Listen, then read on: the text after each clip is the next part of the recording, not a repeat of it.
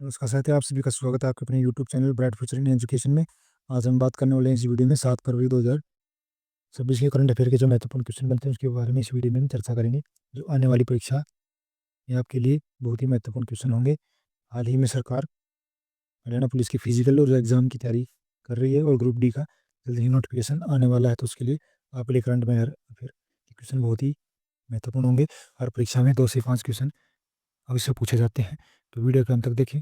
Video को like करें, share करें और चैनल को सब्सक्राइब करना ना भूलें। तो चलिए शुरू करते हैं। आज का हमारा पहला क्वेश्चन है, हरियाणा ने ओटीआर के मामले में देश में कौन सा स्थान प्राप्त किया? तो ओटीआर के वोन टैक्स रेवेन्यू के मामले में कौन सा स्थान प्राप्त किया? तो हरियाणा ने। तो इस क्वेश्चन का सही जवाब होगा पहला डी ऑप्शन, क्वेश्चन का सही जवाब है। इसके कुछ महत्वपूर्ण पॉइंट्स हैं, उनके बारे में चर्चा कर लेते हैं। हरियाणा वोन टैक्स ओटीआर के मामले में देश के शीर्ष राज्य में शामिल हो गया है। तो किस राज्य में शामिल हो गया? तो शीर्ष राज्य में शामिल हो चुका है। वित्त वर्ष 2023-24 में हरियाणा का ओटीआर कुल राजस्व का लगभग 80% रहा है। कितना प्रतिशत रहा है? 80% रहा है। ओटीआर में तेलंगाना भी 80% के शीर्ष स्थान पर रहा है। तो इसके हरियाणा का शासक कौन सा राज्य रहा है? तेलंगाना। तेलंगाना तेलंगाना रहा है। कर्नाटक 75.7% और महाराष्ट्र 75.1% भी उच्च ओटीआर वाले राज्य में ये क्वेश्चन आ सकते हैं। तो हरियाणा के साथ कौन सा राज्य ये 80% में रहा है? तेलंगाना रहा है। तो 75% में कर्नाटक और 75.1% में महाराष्ट्र भी रहा है। मणिपुर 9.7% और अरुणाचल प्रदेश 13.9% केंद्र के अनुदानों में सबसे अधिक निर्भर है। हरियाणा के राजस्व का सबसे बड़ा स्रोत स्टेट जीएसटी है। जीएसटी है। स्टैम्प ड्यूटी ऑफ रजिस्ट्रेशन से हरियाणा को बड़ा राजस्व प्राप्त हुआ है। क्या किससे सबसे बड़ा राजस्व प्राप्त हुआ है? स्टैम्प ड्यूटी ऑफ रजिस्ट्रेशन से। हरियाणा का कुल कर्ज उसकी जीडीपी का 30.5% आ चुका है। हरियाणा का कुल कर्ज कितना है? जीडीपी सी का 30.5% है। नेक्स्ट क्वेश्चन है, हरियाणा के किस हरियाणा के लिए केंद्र सरकार ने कितने करोड़ रुपए का रेल बजट आवंटित किया है? कितने करोड़ का रेल बजट आवंटित किया है केंद्र सरकार ने? तो इस क्वेश्चन का सही जवाब होगा C option, 3 lakh sorry 3,566 crore रुपए, यानी 3566 करोड़ रुपए का बजट आवंटित किया है केंद्र सरकार ने। इसके कुछ महत्वपूर्ण पॉइंट्स हैं। केंद्र सरकार ने हरियाणा के लिए 3,566 करोड़ का रेल बजट आवंटित किया है। रेल बजट पास किया है। यह राशि पिछले वर्ष 3,416 करोड़ रुपए की तुलना में 150 करोड़ रुपए अधिक है। ये कितने करोड़ अधिक है? 150 करोड़ रुपए अधिक है। वर्तमान में हरियाणा में लगभग 12,000 करोड़ की रेल परियोजनाएं चल रही हैं। तो वर्तमान में हरियाणा की कितनी करोड़ रेल परियोजना चल रही है? तो 12,000 करोड़ की चल रही है। हरियाणा के करंट अफेयर के हरियाणा के हर एग्जाम में पूछे जा सकते हैं कि वर्तमान में हरियाणा में लगभग कितने करोड़ की रेल परियोजनाएं चल रही हैं? तो 12,000 करोड़ की चल रही हैं। वर्तमान में हरियाणा के रेल बजट में और पिछले 25 के रेल बजट में कितना अंतर है, कितना अधिक है? तो 150 करोड़ रुपए अधिक है। राज्य के 34वीं रेलवे स्टेशन 34 रेलवे स्टेशनों को पुनर्विकास कार्यकाल क्रियाकलाप किया जाएगा। उनको पुनर्विकास, उनका अलग से विकास किया जाएगा, उनका रख रखाव और उनके अंदर बदलाव किया जाएगा 34 रेलवे स्टेशनों के अंदर, हरियाणा के अंदर। क्वेश्चन आ सकता है, हरियाणा में नई रेल लाइन के निर्माण का कार्य प्रगति पर है। हरियाणा में रेल लाइनें बिछाई जा रही हैं। यूपी से पंजाब तक बना डेडिकेटेड फ्रेंट कॉरिडोर माल ढुलाई को मजबूत करेगा। चंडीगढ़ रेलवे स्टेशन से नवीनीकरण में लगभग 3 वर्ष और लगेगी। कितने वर्ष लगेंगे? लगभग 3 वर्ष लगेंगी। सोनीपत पर हाइड्रोजन ट्रेन की टेस्टिंग चल रही है। सोनीपत में हाइड्रोजन ट्रेन की टेस्टिंग चल रही है। तो क्वेश्चन आ सकता है कि यहाँ पर हाइड्रोजन ट्रेन की टेस्टिंग चल रही है, तो सोनीपत में चल रही है। और कैसे हो सकता है कि हाइड्रोजन ट्रेन सोनीपत में किस ट्रेन की टेस्टिंग चल रही है? तो हाइड्रोजन की चलती है। ऐसे क्वेश्चन घुमा के पूछ सकता है। हाइड्रोजन ट्रेन का औपचारिक उद्घाटन जल्दी किए जाने के संकेत दिए गए हैं। नेक्स्ट क्वेश्चन है, हरियाणा में शहरी निकायों के लिए किस योजना के तहत बदलाव किए गए? तो किस योजना के तहत बदलाव किए गए थे? इस क्वेश्चन का डी ऑप्शन है, दिव्य दिव्य नगर योजना के तहत किए गए। इसी कुछ पॉइंट्स हैं। हरियाणा सरकार ने दिव्य नगर योजना के तहत शहरी निकायों को बड़ी वित्तीय राहत दी है। अब सरकारी स्थानीय निकाय म्यूनिसिपल बॉन्ड जारी कर सकेगा। म्यूनिसिपल बोर्ड जारी कर सकेगा। शहरी स्थानीय निकाय बोर्ड के जरिए निकाय बाजार में पूंजी जुटाकर विकास कार्य कर पाएंगे। गुरुग्राम को छोड़कर प्रदेश के 86 शहर निकाय इस योजना में शामिल हैं। तो कितने शहर हैं? 86 शहर हैं। योजना के तहत निकाय 5 करोड़ रुपए तक के विकास कार्य कर सकती है। कितने रुपए तक के विकास कार्य कर सकती है? 5 करोड़ तक कर सकती है। नगर पालिकाओं के लिए फंडिंग पैटर्न्स 75% से सरकार 25% निकाय रहेगा। नगर निगम के लिए फंडिंग 50% सरकार और 50% निकाय करेगी। योजना के तहत पर्यटन, खेल सुविधाएं, park, green belt, smart street light और सभागार बनाए जाएंगे। हरियाणा में शहर आबादी 1991 में 24.6% से बढ़कर 2011 में 34.8% हो गई है। कितने प्रतिशत हो गया? 1991 से 2011 तक 34.8% हो गई है। तो दिव्य नगर योजना हरियाणा सरकार द्वारा बजट 2022-23 में शुरू की गई शहरी विकास योजना है, जिसका उद्देश्य नगर पालिकाओं में बुनियादी ढांचे, सौंदर्यीकरण, सांस्कृतिक सुविधाएं, स्मार्ट लाइटिंग, पर्यावरण संरक्षण और एकीकृत कंट्रोल सेंटर के माध्यम से शहरों का सर्वांगीण विकास करना है। दिव्य नगर योजना क्या है, ये पूछे थे, इसका संबंधी है कब योजना स्टार्ट की गई थी, तो इसके डिटेल है किस किस कारण से किया गया था। नेक्स्ट क्वेश्चन है, हरियाणा सरकार ने कितने नए राशन डिपो खोलने की योजना बनाई है? हरियाणा सरकार ने कितने नए राशन डिपो खोलने की योजना बनाई है? क्वेश्चन का सही जवाब होगा 6000 नए राशन डिपो खोलने की योजना बनाई है। ऑप्शन क्वेश्चन का सही जवाब होगा। इससे कुछ महत्वपूर्ण पॉइंट्स बनते हैं। हरियाणा सरकार प्रदेश में 6000 नए राशन डिपो खोलने की योजना बना रही है। नया मानिक हर 500 राशन कार्ड पर एक राशन डिपो खोलने जाएगा।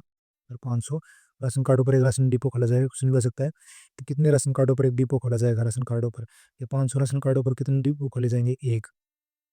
कुल डिपो में से लगभग 33%, लगभग 2000 डिपो महिलाओं के लिए आरक्षित होंगे। विधवा महिलाओं को प्राथमिकता दी जाएगी। वर्तमान में हरियाणा में 9247 राशन डिपो कार्यरत है। हरियाणा में कितने राशन डिपो कार्यरत है? 9247 डिपो कार्यरत है। और अब खोले जाएंगे कितने? 6000 खोले जाएंगे और विधवा महिलाओं को प्राथमिकता दी जाएगी। इन डिपों के माध्यम से लगभग 4 लाख परिवारों को राशन मिलता रहेगा। आवेदन प्रक्रिया पूरी तरह ऑनलाइन रहेगी। आवेदन प्रक्रिया की पूरी तरह रहेगी ऑनलाइन रहेगी। ये गलती से मिस टाइप हो गया। आवेदन के लिए अंत्योदय सर्विस पोर्टल का प्रयोग किया जाएगा। आवेदन के लिए किसी अंत्योदय सर्विस पोर्टल का प्रयोग किया जाएगा। पात्रता हरियाणा में निवासी आयु 21 वर्ष से 45 वर्ष, न्यूनतम 12वीं पास कंप्यूटर का बेसिक ज्ञान होना अनिवार्य है, वो ही इसको अप्लाई कर सकता है। तो कितनी आयु होनी चाहिए? 21 वर्ष इसमें आयु होनी चाहिए, 12वीं पास होना चाहिए, उसके पास कंप्यूटर का बेसिक ज्ञान होना अनिवार्य है। उद्देश्य क्या रहेगा? राशन वितरण व्यवस्था को मजबूत करना और महिला सशक्तिकरण को बढ़ावा देना है। योजनाओं जिसमें है योजनाओं की फाइल मुख्यमंत्री नायब सिंह सैनी के कार्यकाल में मंजूरी के लिए भेजी गई है। इसको सैनी साहब के ऑफिस में भेज दी गई है फाइल को। नेक्स्ट क्वेश्चन है, स्पेशल ओलंपिक भारत राष्ट्रीय एथलेटिक्स चैंपियनशिप 2026 का आयोजन कहाँ होगा? चैंपियनशिप 2026 का आयोजन कहाँ पे होगा? तो इसके ऑप्शन है सी, महर्षि दयानंद विश्वविद्यालय के अंदर होगा, रोहतक में। इसके कुछ महत्वपूर्ण पॉइंट्स हैं। स्पेशल ओलंपिक भारत राष्ट्रीय एथलेटिक्स चैंपियनशिप का आयोजन 3 फरवरी 2026 को सभी से हुआ है। आयोजन स्थल है महर्षि दयानंद यूनिवर्सिटी, एमडी, रोहतक। कार्यक्रम का उद्घाटन हरियाणा के मुख्यमंत्री नायब सिंह सैनी ने किया है। प्रतियोगिता में 26 से 27 राज्यों से 400 से 500 विशेष खिलाड़ी भाग ले रहे हैं। इससे बौद्धिक और विकासात्मक दिव्यांग वाले खिलाड़ी शामिल हैं। इसमें कौन कौन खिलाड़ी? विकासात्मक दिव्यांग खिलाड़ी शामिल हैं। स्पेशल ओलंपिक भारत की अध्यक्षता डॉक्टर मल्लिका भी कार्यक्रम में उपस्थित रही है। मुख्यमंत्री ने दिव्यांग खिलाड़ियों के लिए समर्पित स्टेडियम बनाने की घोषणा की है। प्रस्तावित स्टेडियम में आवासीय सुविधाएं भी उपलब्ध होंगी।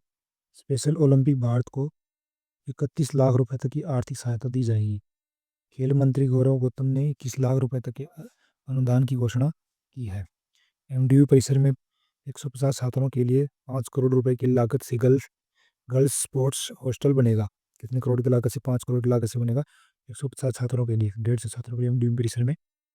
नेक्स्ट क्वेश्चन है, हरियाणा केंद्रीय विश्वविद्यालय CUH को किस आविष्कार के लिए पेटेंट मिला है? किसके लिए मिला है? इस क्वेश्चन का सही जवाब होगा option A, real times digital hospitality display device के लिए मिला है। इसके कुछ महत्वपूर्ण पॉइंट्स हैं।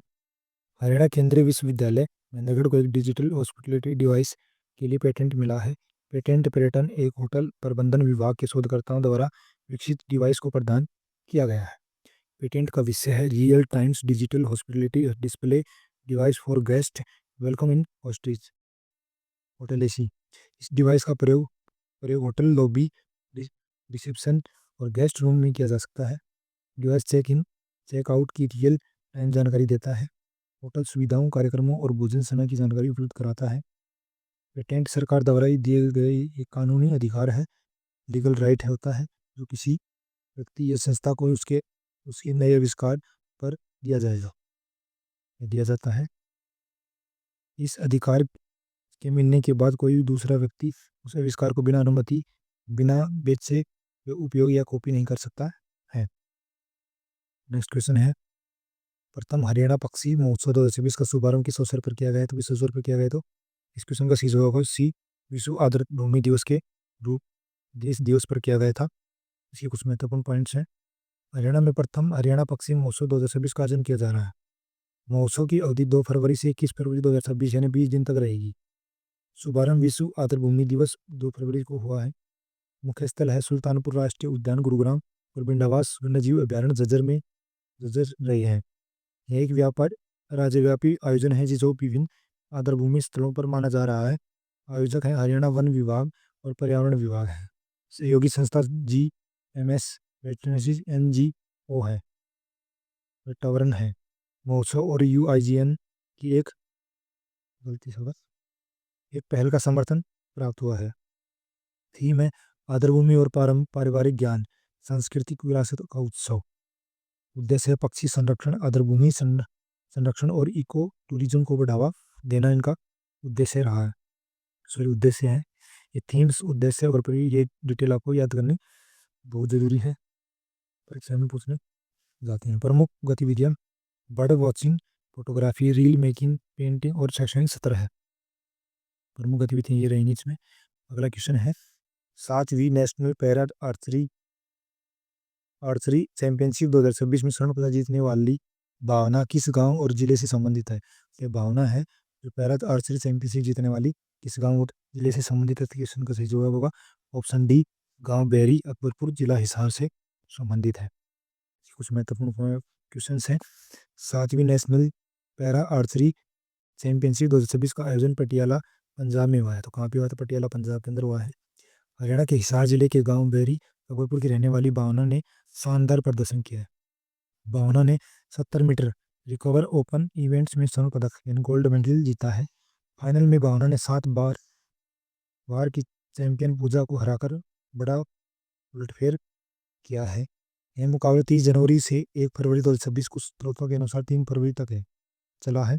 भावना बचपन से ही व्हीलचेयर यूजर है। 3 साल की उम्र में पैरों में समस्या आ गई थी, जिसके कारण वो व्हीलचेयर पे है। उन्होंने कोरोना काल 2020 में तीरंदाजी शुरू की है। तो अगला क्वेश्चन है, हाल ही में लागू की गई हरियाणा की नई मुआवजा नीति किन किसानों के लिए है?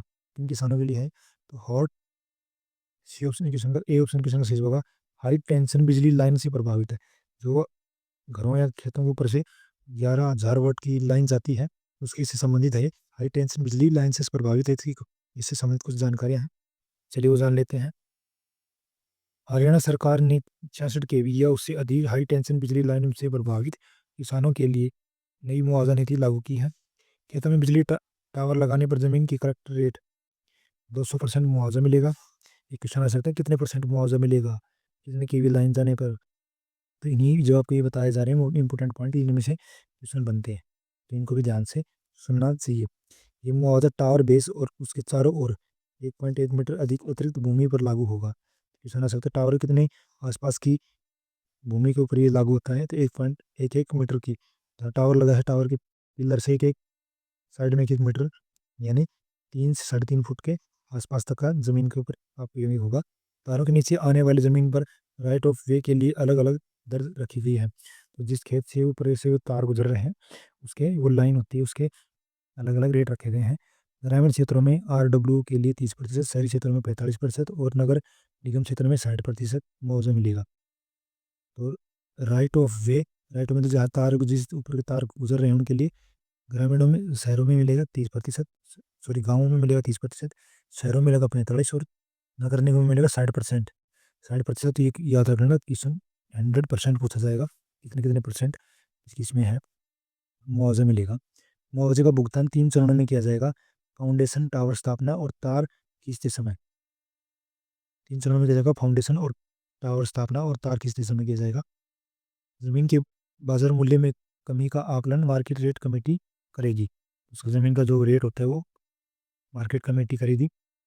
कमेटी की अध्यक्षता डीएम या एसडीएम करेंगे और अंतिम फैसला डीसी का होगा, डीसी लेगी।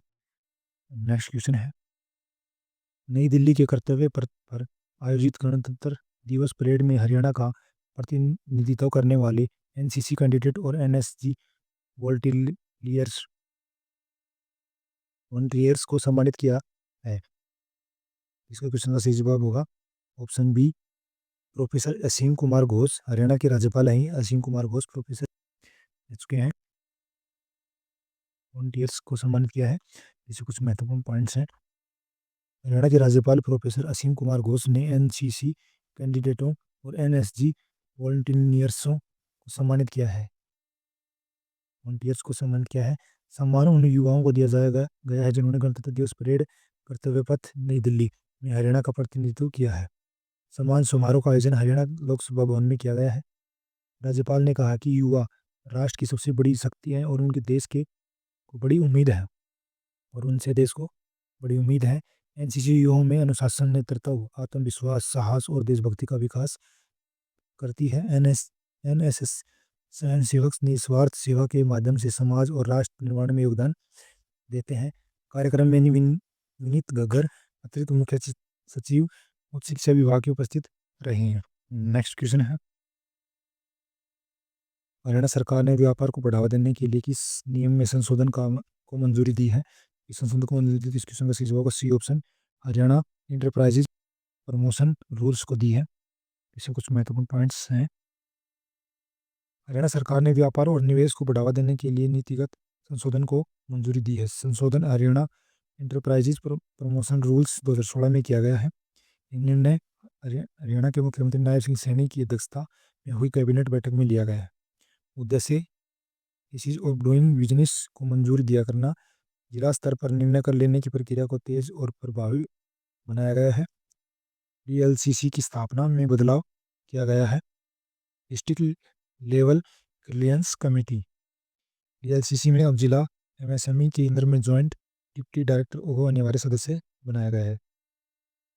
नेक्स्ट क्वेश्चन है, 43वीं सीनियर नेशनल रोइंग चैंपियनशिप 2026 में मंजीत सहरावत ने किस इवेंट्स में गोल्ड मेडल जीता है? तो किस इवेंट्स में मंजीत सहरावत ने गोल्ड मेडल जीता है? तो इस क्वेश्चन का सही जवाब option D, men's quadruple sculls M4X में जीता है।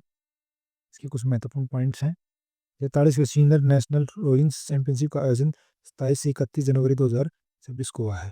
प्रतियोगिता का आयोजन army rowing node CME Pune में किया गया है। हरियाणा के मंजीत सहरावत ने गोल्ड मेडल जीता है। मंजीत ने mains quadruple sculls M4X events में स्वर्ण पदक हासिल किया है। मंजीत सहरावत SSCB टीम का हिस्सा थे। सर्विसेज टीम ने 6 मिनट में 3.90 सेकंड के समय के साथ जीत दर्ज की है। सर्वश्रेष्ठ टीम रही है। साथ ही रोहित कुलविंदर सिंह समय के साथ जीत दर्ज की है। मंजीत सहरावत गांव अगड़ावा बहादुरगढ़ हरियाणा के निवासी है। अगड़ावा बहादुरगढ़ हरियाणा के निवासी हैं। नेक्स्ट क्वेश्चन है, भारतीय प्रजापति हीरोज ऑर्गेनाइजेशन हरियाणा के प्रदेश अध्यक्ष कौन बने हैं? तो कौन बने हैं प्रदेश अध्यक्ष? इस क्वेश्चन का सही जवाब होगा सी ऑप्शन, सुमेर गढ़वाला बने हैं। इसे कुछ महत्वपूर्ण पॉइंट मिलते हैं। हरियाणा में भारतीय प्रजापति हीरोज ऑर्गेनाइजेशन की नई कार्यकारिणी का गठन किया गया है। संगठन का उद्देश्य युवाओं को जोड़ना, शिक्षा को बढ़ावा देना और राजनीतिक चेतना फैलाना। सुमेर गढ़वाला संबंध को VPHO हरियाणा सरकार प्रदेश अध्यक्ष बनाया गया है। गोविंद प्रजापति महेंद्रगढ़ को प्रदेश मुख्य महासचिव नियुक्त किया गया है। नेक्स्ट क्वेश्चन है, भारतीय टेंट पेंगिंग टीम की वर्ल्ड कप क्वालिफायर्स 2026 में सफलता में हरियाणा पुलिस किस अधिकारी ने महत्वपूर्ण भूमिका निभाई है? किस अधिकारी ने महत्वपूर्ण भूमिका निभाई थी? किसका सही जवाब होगा एएसआई जितेंद्र कुमार अहलावत ने महत्वपूर्ण भूमिका निभाई है। नेक्स्ट क्वेश्चन है, आपको इस क्वेश्चन का कमेंट बॉक्स में आंसर देना है। इस वीडियो का लास्ट क्वेश्चन, वन डिस्ट्रिक्ट